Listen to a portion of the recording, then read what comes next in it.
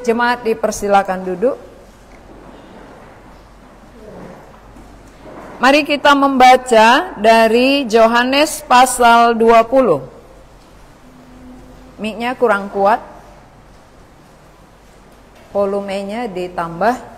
Yohanes pasal 20 ayat 24 sampai 29.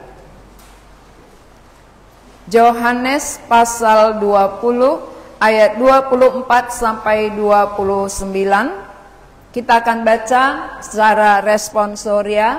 Saya baca ayat genap, saudara semua baca ayat ganjil.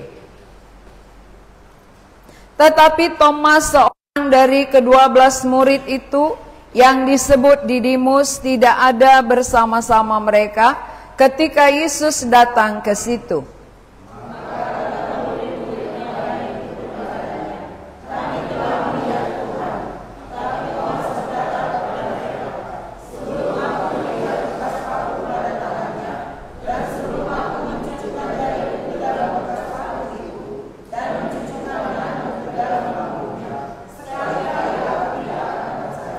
Delapan hari kemudian, murid-murid Yesus berada kembali dalam rumah itu dan Thomas bersama-sama dengan mereka. Sementara pintu-pintu terkunci, Yesus datang dan ia berdiri di tengah-tengah mereka dan berkata, "Damai sejahtera bagi kamu."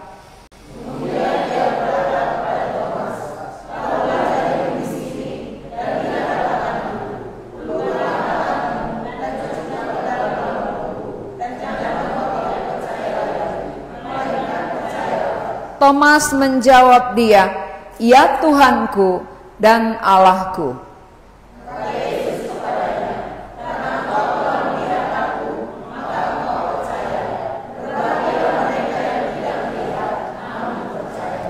Tema khotbah kita hari ini, percayalah sungguh-sungguh.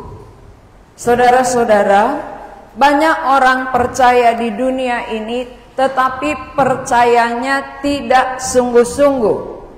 Kalau percaya sebatas sebutan saja, namun tidak percaya sungguh, berarti tidak menyelamatkan. Banyak orang-orang Kristen menyebut dirinya percaya, tetapi terlihat melalui tindakannya bukan percaya sungguh. Maka seringkali orang Kristen itu menjadi batu sandungan. Kenapa orang Kristen menjadi batu sandungan? Karena percayanya tidak terlihat melalui tindakan. Jadi percaya sungguh itu terlihat melalui tindakan kita, sehingga orang lain pun salut. Orang lain takjub. Dan orang lain berkata, "Ini baru percaya."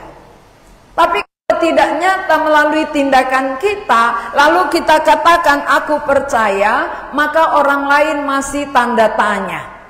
Tanda tanya besar. Percayanya sebatas apa? Percayanya bagaimana? Percayanya terlihat melalui apa? Kalau iman tanpa perbuatan adalah mati. Itu kata Yakobus. Iman tanpa perbuatan itu mati. Berarti orang beriman akan terlihat melalui tindakan nyata. Jadi bukan asal percaya di mulut, percaya dalam pengakuan, tetapi tidak nyata melalui tindakan. Allah kita adalah Allah yang nyata. Tuhan Yesus itu adalah Tuhan yang mengasihi kita dengan bukti nyata. Dia tidak samar. Dia tidak katakan, "Aku mengasihimu," tapi tersembunyi. "Aku mengasihimu," tapi tanpa bukti. Namun Tuhan Yesus mengasihi dengan bukti nyata bahwa Dia sengaja turun dari sorga. Dia datang ke bumi. Dia rela menderita. Dia rela mati demi keselamatan kita. Ini bukti nyata. Jadi Tuhan Yesus nyata mengasihi. Lalu kalau kita katakan, "Aku sudah menerima kasih Allah," Orang yang menerima kasih Allah, terpancar kasih melalui hidupnya. Itu orang yang menerima. Kalau kita sudah menerima kasih Allah, mengalir dari hidup kita, kasih kepada sesama kita, kasih kepada orang lain, itu baru terbukti kita sudah menerima kasih. Kalau orang katakan aku percaya Tuhan tapi tidak ada kasih, omong doang. Itu tidak nyata, tidak terbukti. Sehingga orang lain yang menilai kita ragu, itu sudah bertobat atau belum? Itu benar-benar sudah selamat atau belum? Kenapa ragu? Karena melihat sikap hidupnya nggak jadi teladan. Melihat sikap hidupnya tidak sesuai, tidak nyata. Jadi jangan karena sikap hidup kita membuat kasih Allah yang besar tidak jelas kepada orang. Karena perbuatan kita yang tak sesuai membuat orang lain tersandung. Berarti kita yang menutup mata orang lain melihat kasih Allah yang begitu besar. Jangan sampai kita penghambat. Bisa kita menjadi penghambat bagi orang lain karena kita dilihat, kita disaksikan, tapi tidak sesuai, membuat mereka terganggu untuk menerima kasih Allah. Saya sering saksikan ini. Kalau saya menjadi alat penyambung atau alat penyampai kasih, harus melalui diri saya terlihat kasih Kristus, supaya yang menerima ini dengan lapang dada boleh menyambut. Tidak ada ganjalan-ganjalan. Maka Paulus sering katakan apa? Ikuti teladanku. Ikuti teladanku. Paulus itu adalah rasul yang mengajarkan Injil dan yang menyatakan Injil melalui kesaksian hidupnya. Dia tidak hanya pembicara. Kalau ngomong doang kan gampang ya. Semua orang bisa ngomong. Tetapi pelaku firman itu yang sangat penting. Kalau hanya ngomong tidak bayar pajak, makanya gampang orang ngomong. Namun kalau pelaku firman itu hanya bisa dilakukan, dikerjakan oleh orang yang sungguh menerima kasih Kristus. Ketika kita menerima kasih, lalu ketika kita mendalami kasih dan hidup di dalam kasih, maka keluar kasih dari hidup kita, mengalir kasih kepada orang lain. Tanpa melihat siapa dia. Kenapa? Karena apakah Tuhan mengasihi kita karena melihat siapa kita? Tuhan Yesus mengasihi saudara tidak melihat karena saudara itu cantik atau jelek, baik atau buruk. Tetapi Tuhan itu adalah Tuhan yang kasih, memang dari dirinya mengalir kasih. Tanpa pernah melihat, oh aku mengasihi si Anu karena dia baik-baik. Aku tidak mengasihi si Anu karena dia berbuat dosa. Bukan. Justru Tuhan Yesus mengasihi kita ketika kita masih berdosa. Bukan sesudah kita baik. Ketika saudara masih berdosa, Yesus sudah mati untuk saudara.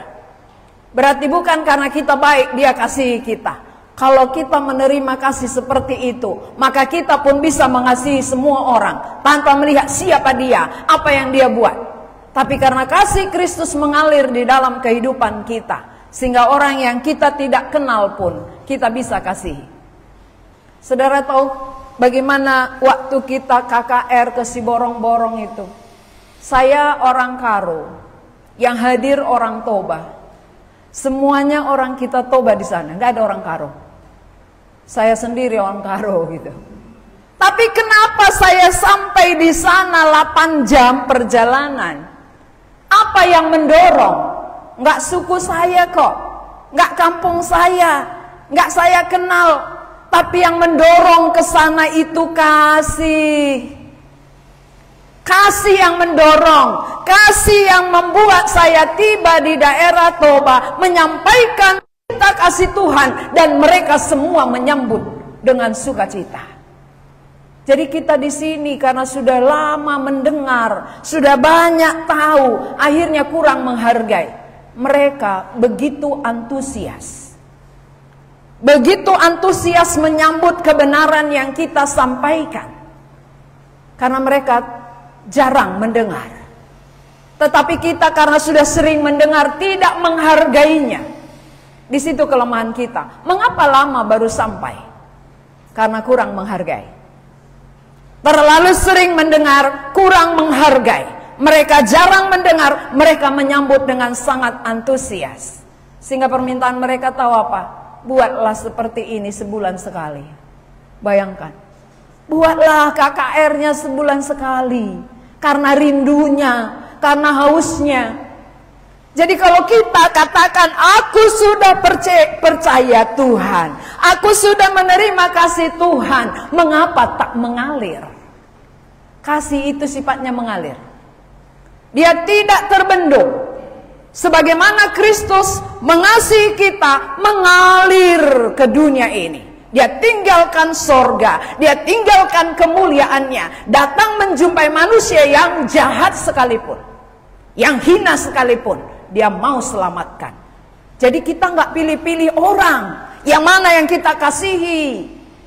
Karena Tuhan Yesus pun nggak pilih-pilih, tapi semua orang dikasihi olehnya. Semua orang dicintai Tuhan, sebanyak apapun dosa saudara. Sejahat apapun saudara, kasihnya tak berubah. Hanya Kristus yang mengasihi kita dengan segenap hati, tanpa membeda-bedakan. Apakah kasih yang demikian ada pada kita? Atau kita masih kasih manusia? Kalau kasih manusia bagaimana? Kalau kau kasihi aku kasihi kau. Kalau kau benci aku benci kau. Itu kasih manusia. Itu kasih orang berdosa itu. Jadi orang berdosa pun punya kasih, tapi kasih yang terbatas.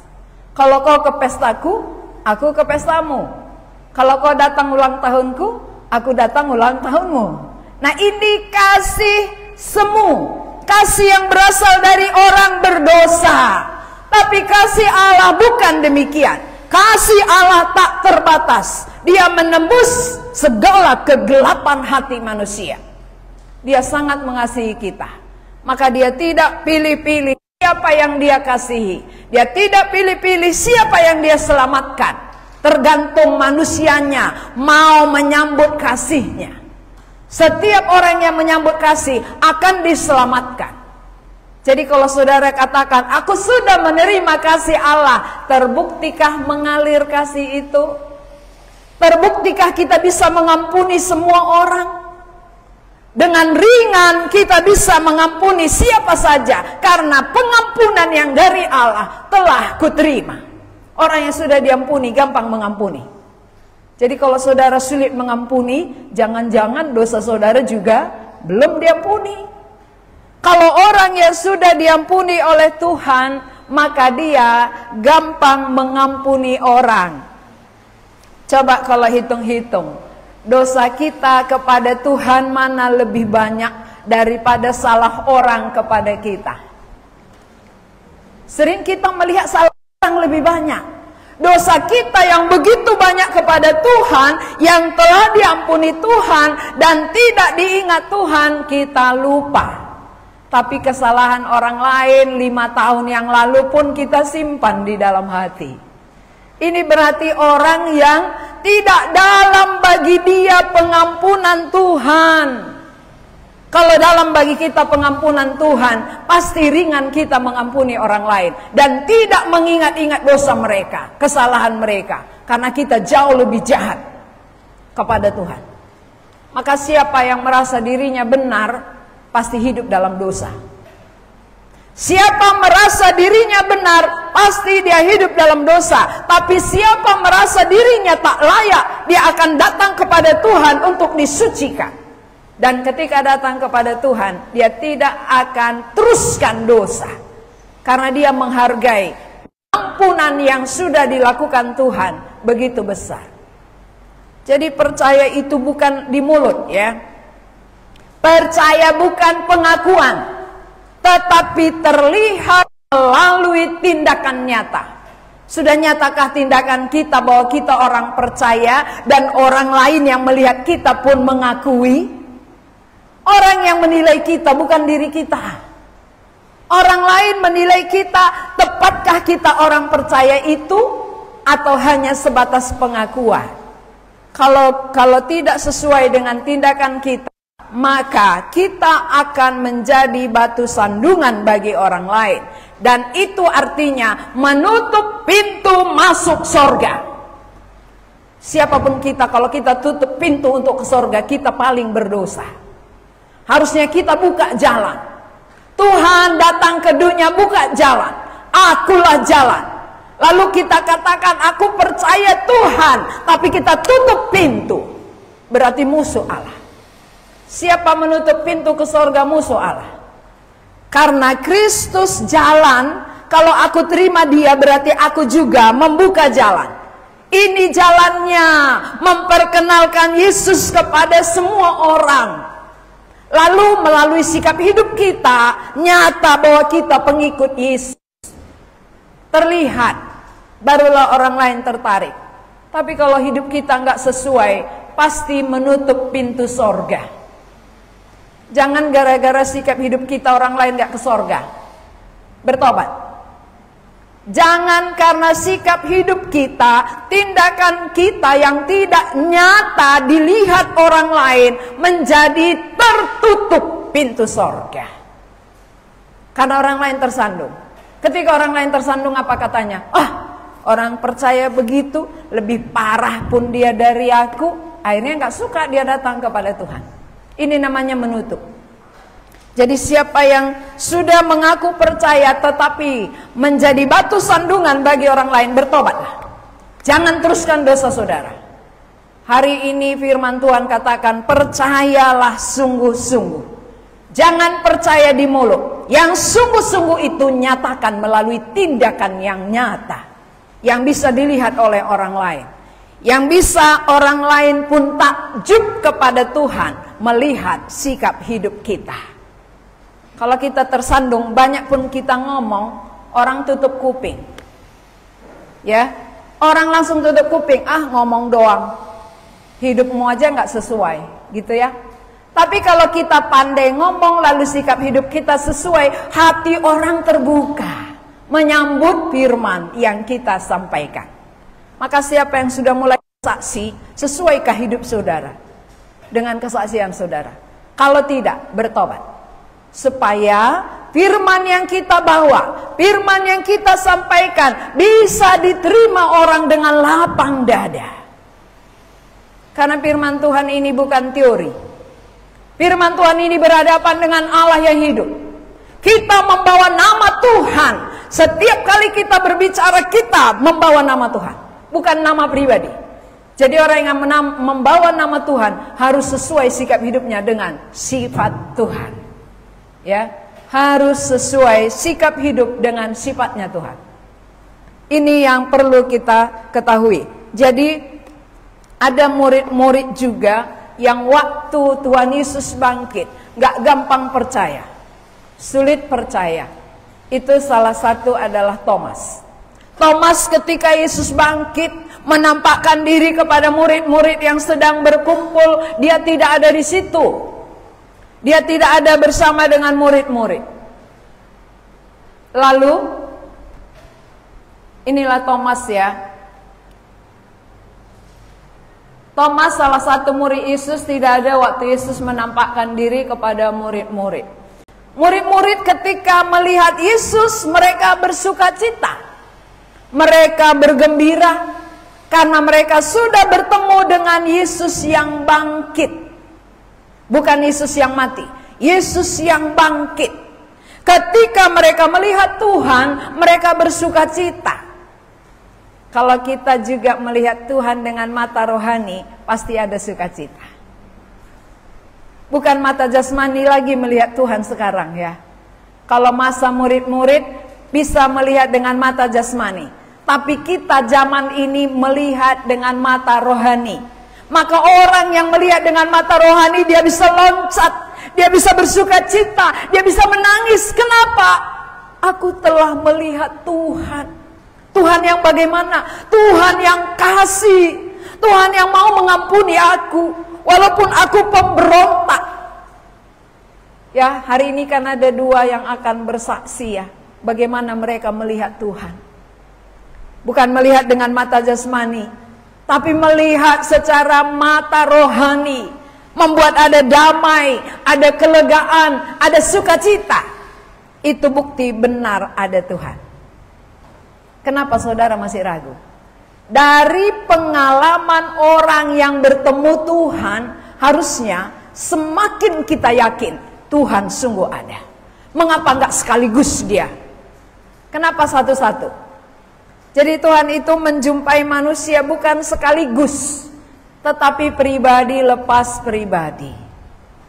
Ini juga Tuhan hadir di tengah para murid, tapi ada satu yang gak hadir, itulah Thomas. Maka ketika murid lain bersaksi, kami telah melihat Tuhan, Thomas bilang apa? Aku tidak akan percaya. Aku tidak akan percaya sebelum aku mencucukkan jariku ke lubang paku yang ada di tangannya. Ini orang yang sulit percaya kalau tidak melihat. Adakah di antara kita nggak percaya kalau nggak melihat? Ya, kalau kita nggak melihat, kalau kita melihat dulu baru percaya, berarti sampai mati nggak percaya, karena nggak akan bertemu lagi dengan Tuhan Yesus di bumi. Jadi kita percaya melalui mata rohani kita, melihat dengan mata rohani baru percaya. Ya, kita lanjut. Kita teruskan. Murid-murid bersaksi kepada Thomas bahwa mereka telah melihat Yesus, tetapi dia tidak percaya. Kita lanjut. Thomas tidak percaya dan berkata, sebelum aku mencucukkan jariku ke dalam bekas paku pada tangan Yesus, aku tidak percaya. Ada di antara kita seperti Thomas? Ada? Aku nggak percaya sebelum kulihat langsung Tuhan, katanya. Maunya berdiri dia di depanku pakai baju putih. Rupanya berdiri setan. Ya. Akhirnya dia sambut setan. Ada pernah seperti itu ya. Dia kepingin sekali melihat Tuhan, lalu yang datang adalah hantu. Bukan Tuhan, hantu, tapi berpakaian putih. Dia kira itulah Tuhan karena putih pakaiannya. Jadi setan bisa menyamar baju putih ya. Jangan menganggap bahwa kalau baju putih itu semua malaikat. Semua malaikat Tuhan. Ada juga malaikat iblis. Dia bisa menyamar pakai baju putih. Akhirnya ketika datang itu dia menjadi dukun. Dukun yang sangat terkenal di kampungnya. Nah, begitu kami layani, barulah dia bertobat dan berbalik kepada Tuhan yang benar, Tuhan yang hidup. Itulah Tuhan Yesus. Nah, jadi Thomas ini salah satu murid yang tidak percaya tanpa melihat bekas paku yang ada di tangan Yesus waktu paku. Dia katakan, aku tidak percaya. Nah, Yesus mendengar. Tuhan Yesus mendengar apa yang dikatakan oleh Thomas. Maka 8 hari kemudian sesudah mereka berkumpul itu, 8 hari sesudah itu Tuhan Yesus datang lagi. Tapi ini sama-sama mereka berkumpul semua, termasuk Thomas. Thomas hadir waktu itu. Maka Tuhan Yesus kembali datang dan menampakkan diri khusus kepada Thomas. Dia katakan apa? Taruhlah jarimu di sini dan lihatlah tanganku, dan janganlah engkau tidak percaya lagi, melainkan percayalah. Tuhan Yesus sangat mengasihi ya. Walaupun kita kurang percaya, dia terus jumpai. Kan seringkali kita kurang percaya, tapi terus Tuhan yakinkan. Dia sangat mengasihi kita. Maka selagi ada waktu di bumi, dia terus menjumpai kita. Dia terus meyakinkan kita. Kalaupun itu kita tidak yakin, barulah Tuhan katakan, say goodbye lah, ya. Selamat berpisah untuk selama-lamanya. Selama di bumi dia akan terus menjumpai melalui firman. Kalau kita keraskan hati kita, kita yang rugi. Kalau saudara nggak ke sorga, yang rugi siapa? Bukan Tuhan kan? Ke sorga nggak ke sorga saudara, Tuhan tetap Tuhan. Sorga tetap sorga. Tapi yang tidak percaya Tuhan, dia yang rugi.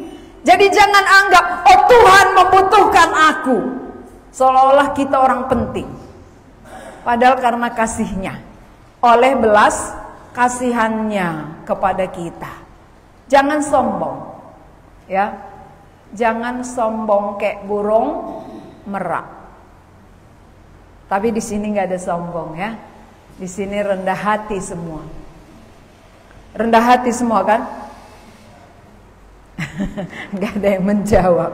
Iya, ini Thomas tidak percaya lalu dijumpai Tuhan. Dia tunjukkan bekas paku yang ada di tangannya. Dia suruh cucukkan oleh Thomas. Ketika dia lihat, dia katakan apa? Thomas berkata, ya Tuhanku dan Allahku. Berarti ketika dia sudah melihat bekas paku, baru dia percaya. Baru dia katakan, ya Tuhanku dan Allahku. Sesudah melihat baru percaya. Tapi apa yang dikatakan Yesus? Apa yang dikatakan Yesus di sini? Thomas percaya karena melihat, tapi berbahagialah mereka yang tidak melihat namun percaya. Jadi siapa yang berbahagia? Orang yang tidak melihat tapi percaya. Saudara orang yang melihat atau tidak melihat tapi tidak percaya gitu ya. Ya, kalaupun kita tidak melihat dan tidak percaya, berarti nggak bahagia. Yang bahagia itu ialah, walaupun aku tak melihat, namun aku percaya bahwa Yesus telah mati, Dia telah bangkit, Dia telah menampakkan diri kepada murid-murid. Walaupun waktu itu aku belum lahir. Kita kan belum ada lahir waktu Yesus bangkit, ya. Belum ada. Kita belum ada, tapi kita percaya bahwa Yesus pernah ada di bumi, Yesus pernah mati, Yesus pernah bangkit, menampakkan diri kepada muridnya, dan dia naik ke sorga. Percayakah saudara? Walaupun tak melihat? Percayakah saudara walaupun saudara tidak melihat Yesus secara langsung? Ya, percayanya sebelah sini. Hanya sebelah sini suaranya kedengaran. Percayakah saudara bahwa Yesus pernah ada, pernah mati, dan telah bangkit dan naik ke sorga?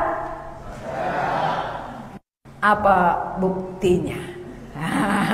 Ini nggak bisa percaya aja ya, harus ada bukti. Karena percaya tanpa bukti itu omong doang. Kalau orang percaya berarti disambut, Tuhan, Engkau telah mati bagi dosaku, Engkau telah mati untuk pemberontakanku. Karena itu aku sambut Engkau supaya semua dosa dan pemberontakanku diampuni. Itu arti percaya. Percaya tapi tetap dalam dosa, itu kan gak nyata. Percaya. Percayakah saudara? Percaya. Pulang dari gereja bawa lagi dosa. Minggu depan bawa lagi dosa. Pulang ibadah pikul lagi dosa. Itu namanya bukan percaya sungguh. Ya. Di sini temanya percayalah sungguh-sungguh. Berarti arti percayalah sungguh-sungguh, terimalah kematiannya itu menjadi pengampunan dosa saudara, supaya nyata terlihat tindakan kita bahwa kita adalah orang yang percaya sungguh. Kalau belum terlihat berarti belum percaya sungguh-sungguh. Ya, kalau kita melihat Thomas tadi, karena melihatlah maka dia sujud menyembah kepada Tuhan. Saudara percaya kita satu saat nanti di sorga melihat begini? Yakin bahwa di sorga nanti kita akan melihat langsung Tuhan Yesus? Yakin ya? Benar? Yakin kalau ke sorga, kalau enggak kan enggak jumpa. Yang ke sorga yang ketemu ya kan. Tapi kalau saudara enggak ke sorga, enggak akan jumpa. Akan terpisah untuk selama-lamanya. Tapi orang yang masuk sorga, yang diampuni dosanya, yang diampuni pelanggarannya, dia akan melihat Yesus tatap muka. Muka dengan muka kita akan ketemu Yesus di sorga. Indah ya? Indah sekali bagi yang percaya. Karena kita akan ketemu. Tidak hanya lagi dengan mata rohani ya, tetapi dengan kita akan berjumpa langsung dengan Tuhan Yesus. Kalau di sini kita hanya dengan iman. Melalui iman percaya kita kepada Yesus kita akan ke surga. Tapi orang yang sudah percaya nanti akan ketemu dengan Tuhan Yesus di surga. Inilah pengharapan kita, membuat kita bersukacita ketika kita percaya. Orang yang beriman itu bersukacita karena dia punya pengharapan akan ketemu dengan Tuhan di sorga. Rumahku ada di dalam sorga mulia, rumahku ada di dalam sorga mulia, rumahku ada di dalam sorga mulia. Nggak ada yang tahu kan? Berarti belum daftar kali ini. Belum mendaftar dia ke sorga, makanya nggak tahu lagunya. Di sana tempat kita kalau kita sudah ditebus. Orang yang sudah ditebus oleh darah Kristus, rumah kita di sorga mulia. Ini tempat numpang. Ini tempat numpang sementara. Ya, semua orang akan pulang.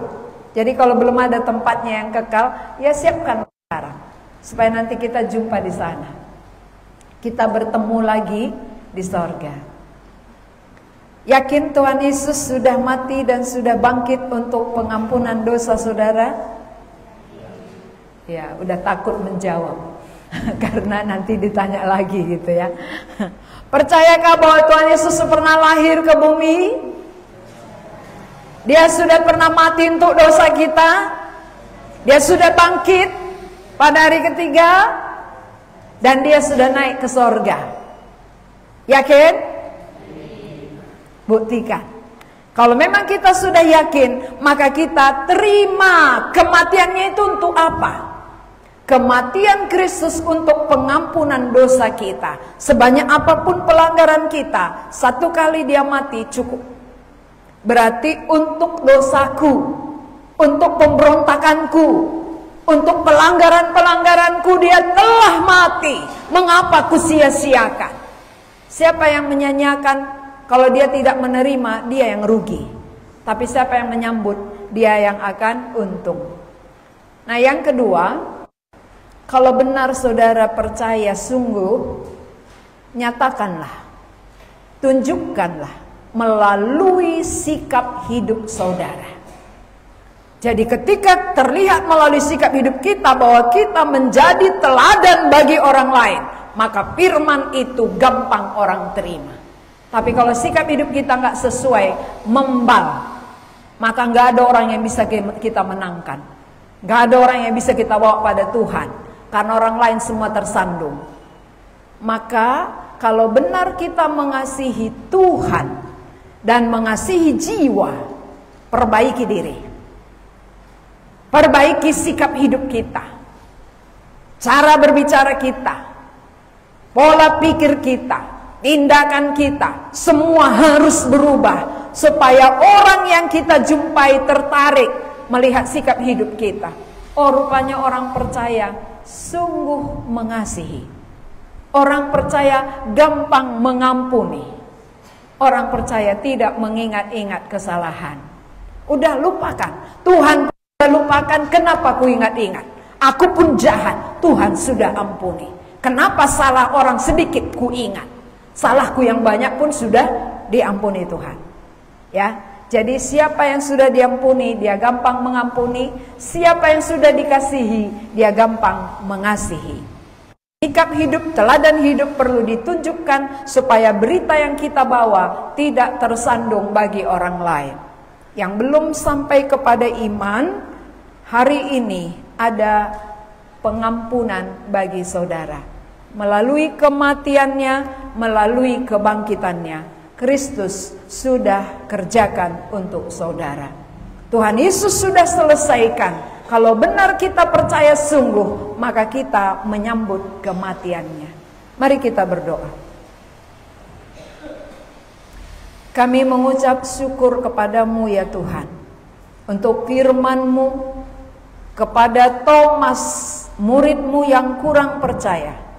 Tetapi firman itu juga sampai kepada kami, bahwa lebih berbahagia orang yang tidak melihat namun percaya.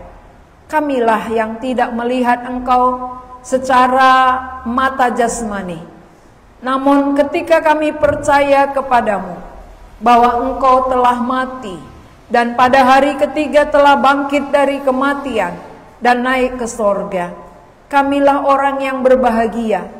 Dan sebagai bukti kami percaya sungguh, kami akan menerima Engkau, supaya terlihat melalui kehidupan kami bahwa kami pun mengasihi sesama kami. Kami pun gampang mengampuni orang lain, karena kami juga penjahat. Kami juga orang pemberontak di hadapan-Mu, tapi Engkau tidak pernah memperhitungkannya. Engkau tidak mengingat-ingat dosa kami. Engkau melupakan ketika Engkau sudah mengampuni kami.